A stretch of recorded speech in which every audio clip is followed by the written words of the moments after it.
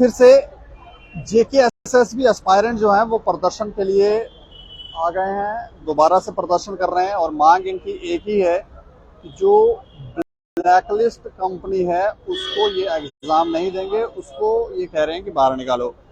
कल उपराज्यपाल मनोज सिन्हा की तरफ से भी बयान दिया गया और उन्होंने कहा कि अगर कहीं भी किसी ने भी कोई धांधली में पाया जाता है तो वो यहाँ से जम्मू कश्मीर से चले जाएंगे।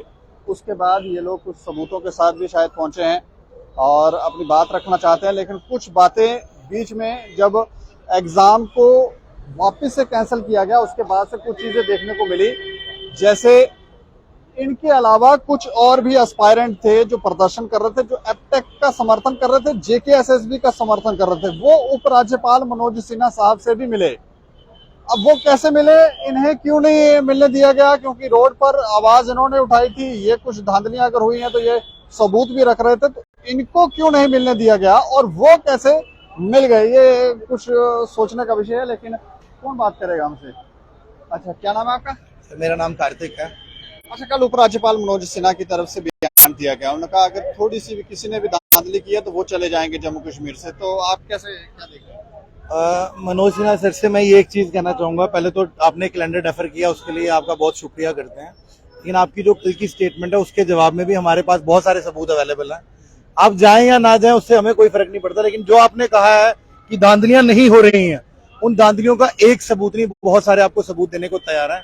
आपके माध्यम से उनको कहना चाहते हैं, जिस तरह कुछ और लोगों को अपॉइंटमेंट दी गई थी, काश हम में से किसी को भी अपॉइंटमेंट मिल जाए तो वो सारे के सारे सबूत जो है उपराज्यपाल साहब को मिल जाएंगे। और ऐसा नहीं है कि उनको उनकी नॉलेज में नहीं है। रिसेंटली अभी जेकेएस का जो एग्जाम हुआ है वहां पे 2 लोग ऐसे हैं जिनकी सर्टिफिकेशन, जिनकी वेरिफिकेशन सब कुछ हो चुकी थी। तो भाई आप यहाँ तो राज्यपाल साहब को मुझे लगता है उनके जो नीचे आला अधिकारी हैं वो पूरी जानकारी नहीं दे रही है, इसलिए वो इतने कॉन्फिडेंस के साथ ऐसे बयान दे रहे हैं। तो आपको लगता है उनको जानकारियां प्रॉपरली नहीं दी जा रही है? हाँ, ऐसा ही हो सकता है, वरना धांधली तो कितनी ज्यादा है। मैं कह रहा हूँ ना, हम में से जिसको, हमारे में से एक व्यक्ति को आप एक व्यक्ति से ही मिल लें, आपको सारी की सारी जो जितनी धांधलियां हो रही है ना, सब की सब आपके सामने ला दी जाएगी। आप उन पे कार्रवाइयां करें, आप जाएं या ना जाएं हम उसके लिए कुछ नहीं कहेंगे, लेकिन एटलीस्ट जो धांधलियां हो रही हैं उन पे आपको कार्रवाई करनी चाहिए और इस ब्लैक लिस्टेड कंपनी को जल्दी से जल्दी जम्मू कश्मीर से बाहर करा दिखाना चाहिए। लगता है आपको इस तरह का कोई एक्शन लेने के मूड में है राज्यपाल साहब? अभी तो फिलहाल मामला सब जुडिस है। हम तो ये कह रहे थे कि एस्पायरेंट्स के प्रेशर में आके कैलेंडर डेफर हुआ है, लेकिन जेकेएसएसबी के चेयरमैन साहब की जो स्टेटमेंट आ रही है वो मुझे समझ नहीं आ रही। वो कह रहे हैं टेक्निकल रीजंस की वजह से हो रहा है, तो मुझे लगता नहीं अब तक से जो इनका नाता है वो इतनी जल्दी तोड़ेंगे, लेकिन हम भी हार नहीं मानेंगे, बाहर तब तक आते रहेंगे जब तक अब तक जाएगी नहीं, क्योंकि हमारी मेन डिमांड कैलेंडर डेफर करवाना या एग्जामिनेशन रोकना कभी भी नहीं रहा है। हमारी मेन डिमांड यही रही है कि हमें टाइम पे पेपर चाहिए, भाई नौकरियां चाहिए। 2019 की रिक्रूटमेंट 2023 हो चुका है, कितने साल ऐसे ही खज्जल होते रहेंगे? नहीं, आप प्रदर्शन कर रहे थे, आपके अलावा भी कुछ और एस्पायरेंट भी जब एग्जाम को डेफर किया गया तो उसके बाद कुछ और एस्पायरेंट भी प्रदर्शन करने लगे। बिल्कुल, तो वो उपराज्यपाल मनोज सिन्हा साहब से भी मिलकर आए, तो ये कैसे पॉसिबल हो रहा है? वो भी हमारे भाई लोग हैं, उनसे बात हुई हमारी, सब वो भी हमारे भाई हैं। सिर्फ एक जगह पे हमारी उनके साथ एक स्पेस पे बात भी हुई थी, वो कुछ आपस में कहते हैं ना मिसकम्युनिकेशन थी, उस मिसकम्युनिकेशन में एक कम्युनिकेशन वो कहते हैं उनको ये लगता है कि हम लोग वो हैं जो एग्जाम स्क्रैप चाहते हैं। भाई ना हमारे हाथ में स्क्रैप करना है, ना हम स्क्रैप चाहते हैं। हमारी एक ही मांग है, अगर जेकेपीएससी के एग्जाम में कोई धांधली हुई है उसकी टेक्निकल इन्वेस्टिगेशन हो, उसके बाद सरकार डिसाइड करे। अगर स्क्रैप करना तो भी सरकार करेगी, अगर फिल्ट्रेशन पॉसिबल है तो वो भी सरकार डिसाइड करेगी। आप सब हमें जिम्मेवार ठहरा रहे हो यार, एक चीज का जवाब दे दो मुझे, हमारी गलती क्या है भाई? आपने एक भी उनके नारों में, हमने एक भी नारों में उन्होंने सरकार से सवाल नहीं पूछा, ये उनसे हमारी नाराजगी है। वो कहते हैं एक प्लेटफॉर्म पे हम नहीं हो सकते, आपके साथ हमारी सोच नहीं मिलती। भाई आप लोगों के साथ भी तो हमारी सोच नहीं मिल रही, आप सवाल हम लोगों पे पूछ रहे हो, आप जिम्मेदार हम लोगों को ठहरा रहे हो। हम तो भाई आवाज उठा रहे हैं यार, हम लोग तो करप्शन दिखा रहे हैं और हो रही है करप्शन यार। अभी भी आप लोगों को लग रहा है करप्शन नहीं, अभी भी आपको ऐसा लग रहा है कि कुछ गलत नहीं हो रहा। अगर गलत नहीं हो रहा 2 एग्जाम स्क्रैप क्यों हुए? अगर गलत नहीं हुआ ये अभी कैलेंडर रोल बैक क्यों करना पड़ गया? अगर कुछ गलत नहीं हो रहा तो 2 जजेस ने 2 जगह पे इस डिसीजन को सुना गया, अब तक हमें साइडलाइन बिल्कुल क्यों नहीं कर दिया गया? सुप्रीम कोर्ट में आज भी उसको लेके मुद्दा है, तो क्यों भाई, क्यों नहीं हमें गलत साबित कर पा रही? कुछ सेंस से सोचो, थोड़ा सा आपको अपने थोड़ी चीजें साइड करनी पड़ेगी, हम सबको एक साथ आना पड़ेगा। आप लोगों को भी मिलकर सवाल सरकार से पूछने पड़ेंगे और हम लोगों को भी मिलकर हम भी सवाल सरकार से ही पूछ रहे हैं। जब तक सरकार के खिलाफ मिलकर एक साथ नहीं होंगे, हमारी डिमांड्स ना आपकी फुलफिल होंगी ना हमारी होंगी। इसी तरह ये ब्लैक लिस्टेड चोर कंपनी आती रहेंगी और नौकरियां बिकती रहेंगी। जी, आप अपना नाम बताएंगे? मोहम्मद खालिद। अच्छा, खालिद साहब, एलजी साहब ने बयान दिया है, उन्होंने कहा कि अगर कहीं धांधली दिखती है तो वो चले जाएंगे जम्मू कश्मीर छोड़ के। तो धांधली हुई है कि नहीं? सर अभी तक क्यों नहीं वो? अभी उनको तो आज ही चले जाना चाहिए था, इतना बड़ा झूठ उन्होंने कल का बोला। तो सब बोल, अगर कोई इलीगल अपॉइंटमेंट हुई तो मैं चला जाऊंगा। मैं तो बोलती हूँ आज ही चले जाए। वो गए क्यों नहीं अभी तक? कोई इलीगल अपॉइंटमेंट दिख नहीं रहा कि फायर इमरजेंसी में 60 फैमिलीज जो इतने बड़े स्कैम करके आई हैं, वो उनको देखना चाहिए ना इस बात को। हमारी भी तो बात सुने, वो हम दिखाते हैं, उनको प्रूफ मिला तो सही। एक बार आए जनता के बीच है दम तो हम बात करके दिखाते हैं। सिर्फ ऊपर से बोलते हैं हमारे दरवाजे खुले हैं। कहाँ के दरवाजे खुले हैं? एक खुला दूसरा बंद है।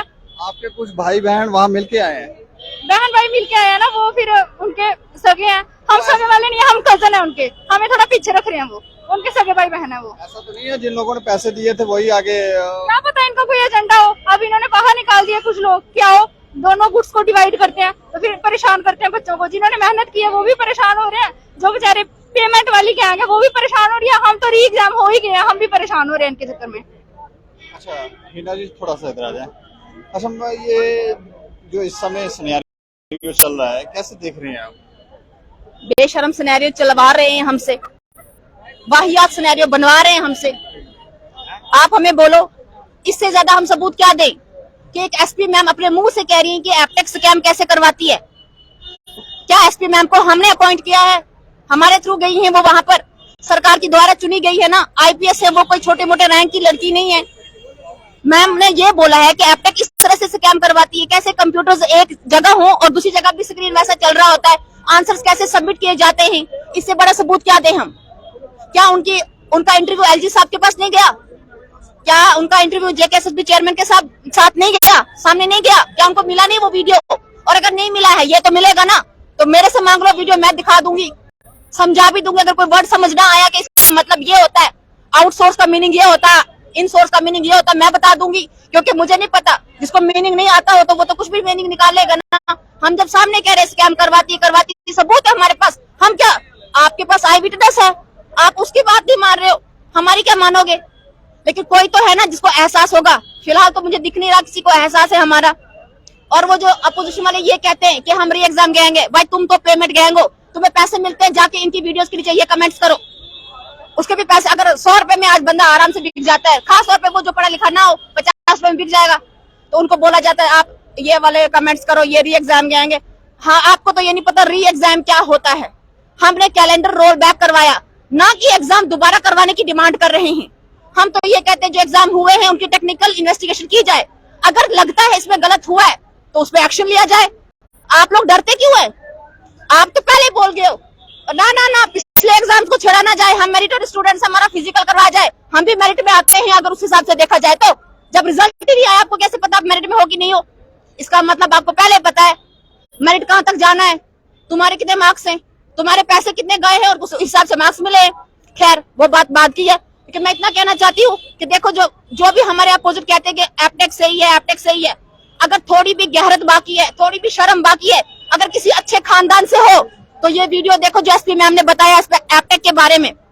हम लोगों ने मैम को कोई खरीदा नहीं है, कुछ लोगों को खरीदने की औकात नहीं होती है, जैसे कि विंकल भाई को खरीद के दिखाओ। अगर हमारे पास कोई सबूत है वो मिटाने की कोशिश की जा रही है। हमें धमकियां मिलती हैं कि अगर आप प्रोटेस्ट में गए तो अगला एग्जाम नहीं दे पाओगे। ये कौन सा तरीका है? हम क्या इलीगल वेपन लेके चलते हैं इस जेब में? जो धमकियां कई लोग हमें धमकी देते हैं इनडायरेक्टली, मुझे नहीं पता, मुझे रॉन्ग नंबर से भी कॉल आती है, ये कह के कि आप एपटेक के फेवर में क्या बोलते हो, ये एपटेक के अगेंस्ट क्या बोलते हो, आप एग्जाम करवाना नहीं चाहते, आप विंकल की गैंग हो, आपको विंकल ने खरीदा है। भाई वो बंदा क्या खरीदेगा जो खुद बिकाऊ नहीं होता? जो बिकाऊ नहीं होता वो दूसरे को खरीद नहीं सकता। हमारी इतनी सी अपील है, जो एग्जाम हुए हैं उनकी टेक्निकल इन्वेस्टिगेशन करवाई जाए, जैसे कि फायर एंड इमरजेंसी का हुआ है, जेकेपीएसआई का जो हो चुका है उसमें टेक्निकल इन्वेस्टिगेशन करवाई जाए, देखा जाए आंसर की पहले कैसे लीक हो गई। अगर कोई जेन्युइन रीजन मिलता है कि हाँ भाई स्कैम हुआ है इसमें, तो उस पर एक्शन लिया जाए। दूसरी बात, हमारा जो अगला एग्जाम होना है, जैसे कि फा का, हम बच्चे सिर्फ फा के एस्पिरेंट्स नहीं है, ना कि एसआई के। हमने सारे फॉर्म भरे होते, 550 रुपए हम फीस देते, फिर अगर आंसर ये तो क्वेश्चन सही सेट नहीं करते, फिर जब आंसर हमारे सही होते बाद में उनको डिलीट कर देते, फिर रिप्रेजेंटेशन के लिए 200-300 रुपए मांगते हैं, हर लिहाज से कमाते हैं। ये नहीं देखते जिसने रिप्रेजेंटेशन डाली है उसके पास 100 रुपए था भी कि नहीं, या उसने उधार लिया किसी से देने के लिए। तो मैं इतनी सी डिमांड करती हूँ एलजी सर से कि देखो, पोस्ट हमेशा नहीं रहती। आपको आज अथॉरिटी मिली है कि आप हम बच्चों के साथ जस्टिस कर सकते हैं, तो करिए। आप देखिए कि सही क्या गलत क्या है। आप भी जानते हैं कि एप्टेक किस तरीके से एग्जाम करवाती है, ये आपको लाइव सबूत मिला है। अगर नहीं मिला तो एक बार फिर रिपीट करती हूँ, लेह डिस्ट्रिक्ट जो कि लद्दाख में पड़ता है, वहां के एसपी मैम उनका इंटरव्यू देखें और परखें कि वो मैम क्या बोल रही हैं, कैसे बोल रही हैं, कैसे एप्टेक स्कैम करवाती है। और अगर फिर भी समझ ना आए तो हम लोगों को 3-4 बंदों को बुलाएं, हमसे पर्सनल मीटिंग करें, हम आपको अच्छी तरह समझा देंगे, क्योंकि किसी को समझने में थोड़ी देर लगती है। तो अगर समझ ना आए तो हमें बुला लेना, हम समझा देंगे और हमारे साथ इंसाफ किया जाए। पहली बात, हमारा मुद्दा ये नहीं था कैलेंडर रोल बैक किया जाए और हमें लटका दिया जाए। हम इसलिए कैलेंडर रोल बैक की डिमांड कर रहे थे क्योंकि हम इस वाहियात कंपनी को एग्जाम नहीं देना चाहते थे, जिसका मकसद सिर्फ पैसा कमाना है। दूसरी बात, हम चाहते हैं जिन लोगों ने स्कैम किया है उनको ऐसी सजा दी जाए कि अगला बंदा स्कैम करने से पहले 1000 बार सोचे कि मेरे साथ अगर मैं पकड़ा गया तो मेरे साथ क्या किया जाएगा, उसको पसीना निकल आए, ये सोच ले। ऐसा स्ट्रिक्ट लॉ बनाया जाए कि चौराहे में उसको काट दिया जाए। इससे भी खतरनाक अगर मौत है कोई तो दी जाए, क्योंकि एक मर्डर की सजा अगर सजाए मौत है, लाइफ इम्प्रिजनमेंट है, तो ये तो इतने मर्डर करते हैं, इनको क्या सजा होनी चाहिए? इनको ऐसी मौत देनी चाहिए कि इनकी 7 पीढ़ियां अगली कांपे और अपने बाप का, वो जो जिसको मौत मिली होगी ना, उसको सोचे और देखे कि गलत करने का नतीजा क्या होता है। उसके बाद मैं ये डिमांड करती हूँ कि जो एग्जाम्स हुए हैं टेक्निकल इन्वेस्टिगेशन होनी चाहिए। जैसे कि फायर एंड इमरजेंसी, उसमें तो पूरी 60 फैमिलियां सिलेक्ट हुई हैं। जेकेपीएसआई, उसमें तो पहले आंसर लीक हो गई थी, इसका मतलब बच्चों के पास पहले से आंसर की थी। तीसरी बात, जल्द से जल्द नई कंपनी हायर करके हमारा एग्जाम विदिन 2 मंथ्स ले लें। मैं तो कहती अगला मंथ में ना, इसी मंथ ले लें, डेट शीट निकालें जल्दी से जल्दी, और हमें खजल ना करें, हमें मजबूर ना करें कि हम कोई इलीगल एक्टिविटी करें, और हमें धमकियां देना बंद करें। हम किसी से डरते नहीं है, क्योंकि जो डरते हैं वो घर से बाहर नहीं आते। खास तौर पे मैं अपनी बात अगर बोलूं तो मैं किसी चीज से डरती नहीं हूँ। मुझे जितनी मर्जी धमकी दो, मेरा करियर बर्बाद करने की धमकी दो, आई डोंट इवन केयर। अगर मुझे हक की बात नहीं सुनी जाती, मेरी बात नहीं सुनी जाती, तो क्या फर्क पड़ता है, 2 बातें और सुना दो। रही बात, अब ये बातें उन बच्चों के लिए जो हमें कहते हैं कि आप री एग्जाम गैंग हो या फिर आपके मार्क्स इतने हैं, तो जिस बच्चे को मेरे मार्क्स जानने हो, पर्सनली मेरे पास आके मेरे मार्क्स पूछे, और तुम जैसे लोगों को तो मैं पढ़ाती हूँ और फिर वो क्वालिफाई करते हैं। और रही बात, दूसरे को कमेंट करने से पहले सोच लिया करें आप कितने पानी में हैं, क्योंकि जब जिनके अपने घर शीशू के होते हैं वो दूसरों पे पत्थर नहीं उठाया करते। Thank you so much. अच्छा, ये तो बड़ी अजीबोगरीब बात हम सुन रहे हैं कि धमकियां भी दे रहे हैं आपको, करियर तबाह करने की बातें हो रही हैं यहाँ पर। देखिए, आप करियर तबाह करने की बात कर रहे हैं। 2010 से अगर कंसिस्टेंसी से रिक्रूटमेंट नहीं हो रही, इससे बड़ा करियर तबाह करना क्या होता है? 2010 से, हाँ, कंसिस्टेंसी से कोई रिक्रूटमेंट नहीं हुई, इससे बड़ा करियर तबाह करना क्या होता है? फिर उसी रिक्रूटमेंट में जो हुई उसमें सींध लगाना, जो मेरिट की बात करेंगे, मेरिट के साथ लिहाज नहीं किया जाता है, लेकिन वो तो पैसों के बेस पे नौकरियां बांट रहे हैं। यहाँ पे कह रहे हैं कि जिन्होंने सरकार की जमीन हड़पी है उनके घरों पे पीला पंजा चलाया जाएगा। मैं तो कहता हूँ जिन्होंने सरकार में गलत लोगों की नियुक्तियां की है, आप कह रहे हैं कि रत्ती भर अगर थोड़ा सा भी कहीं कुछ ऐसा दिखे तो हम ये करेंगे। मैं कहता हूँ आप उन जिन्होंने पैसा दिया उन पे मत करिए, जिन्होंने पैसा लिया है सबसे पहले उनके घरों पे ऐसा कानून लाइए, उनके घरों पे पीला पंजा चलवा दीजिए। यहाँ की सारी यूथ आपके साथ होगी, सेंटर की सरकार के साथ होगी। बुलडोजर लगाकर सारा वो घर तोड़ ताड़ के उठा के तो ले जाएं। हाँ, जिन पे जब जेके सर्विस सिलेक्शन बोर्ड कोर्ट के विचार अधीन है और कोर्ट के विचार अधीन एक्यूज्ड होता है, यानी वो एक्यूज्ड है, सिंगल बेंच में प्रूफ हो गई है, वो एप्टेक जो 2 या 3 स्टेटों के हाई कोर्ट से बार हुई है, वहां पे एक्यूज थी, कास्ट इंपोज हुई है, यानी वो हीनियस क्राइम में इंडल्ज थे। तो हीनियस क्राइम करने वाले की सजा आप रखिए ना। जो पब्लिक एम्प्लॉयमेंट में ऐसी सींध लगा रहा है तो आप रखिए ना, पहले उनके घरों को बिल्डोज कीजिए। यहाँ की जनता आपके साथ है, यहाँ की यूथ आपके साथ है। मैं आज कहता हूं आपके माध्यम से, क्योंकि सरकार होती है किस लिए, एडमिनिस्ट्रेटिव रिप्रेजेंटेटिव किस लिए होता है, वो पब्लिक रिप्रेजेंट करती है उसको। यहाँ के एलजी को हमें आपके माध्यम से मैसेज पहुंचाना पड़ता है। भैया जब आपके क्या बोलते हैं, आपके किसी सेक्रेटरी को हम मेल करते हैं, पर्सनली लेटर दे के आते हैं, वो उसको पढ़ते नहीं है, फॉरवर्ड करते रहते हैं। आपको मीडिया के माध्यम से भेजते हैं एक मैसेज, उसमें से आपको समझ आता है, बाकी समझ नहीं आता है। यहाँ तो ये इतने ना समझ हैं, यहाँ तो इतने समझदार हैं कि समझ के चीजों को मैनिपुलेट करते हैं और षड्यंत्रबाजी करते हैं।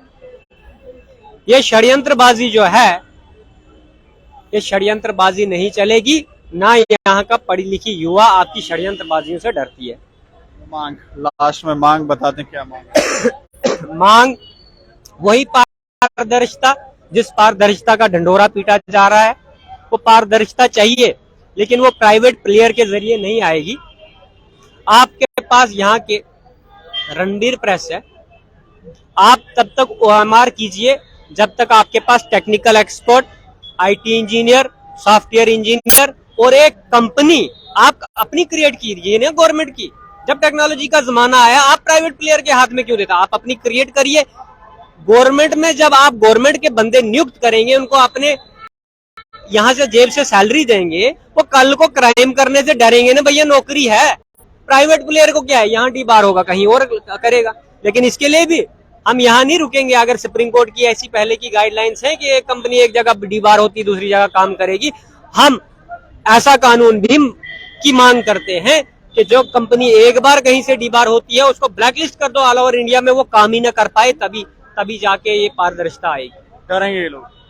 कौन करेंगे? मतलब ये लोग डरेंगे अगर इस तरह का कानून आया? डरेंगे, लेकिन आप बोल रहे हो अगर ये करेंगे तो करेंगे नहीं, ये इस डीबार वाली को हटाएंगे, दूसरी उठा के लाएंगे। करेंगे नहीं, डरेंगे। हाँ, ये वाला करने वाले हैं, वो हम करने नहीं देंगे। हम इसलिए इनको कह रहे हैं कि आप अपने हाथ में लीजिए। जिस समय फिर आप बोल रहे हैं रत्ती भर कुछ हो जाए तो उनके घर बिल्डोज कर दीजिए ब्यूरोक्रेट्स के, जो इसमें इंडल्ज पाया जाएगा। हम मानेंगे नहीं जी, आपका कानून सख्त है। चलो, शुक्रिया हमसे बातचीत करने के लिए। तो ये लड़ाई जारी रहेगी और ये कह रहे हैं कि जिस पारदर्शिता की बात की जा रही है, उस पारदर्शिता को सच में ही ग्राउंड लेवल पर इम्प्लीमेंट किया जाए, ताकि ये विश्वास पैदा हो सके। काफी सारे बच्चे आज भी यहाँ पर प्रदर्शन करने के लिए मौजूद हैं और प्रदर्शन कर रहे हैं। और उपराज्यपाल मनोज सिन्हा साहब की तरफ से बयान दिया गया था, उसके बाद ये लोग यहाँ पर देखने को मिल रहे हैं और ये कह रहे हैं कि इस तरह के कानून बनाया जाए जिससे डर और खौफ भी पैदा हो, ताकि दोबारा कोई धांधलियां करे ना। क्योंकि ऐसा लगता है कि कानूनों में भी कुछ ना कुछ ऐसी त्रुटियां रखी जाती हैं जिससे सामने वाले को मौका मिलता है कि वो कुछ हरकत करे, मूवमेंट करने का मौका स्वयं दिया जाता है। तो वो जो मूवमेंट करने का मौका देने, चाल चलने का मौका देने, वो अगर समाप्त कर दी जाए तो फिर पारदर्शिता भी आएगी और सही से बच्चे संतुष्टि के साथ पढ़ेंगे भी। इस खबर के ऊपर आप प्रतिक्रिया भी रखें और देखते रहें दैनिक समाचार। मुझे और मेरे सहयोगी राजीव गुप्ता को दें इजाजत। नमस्कार।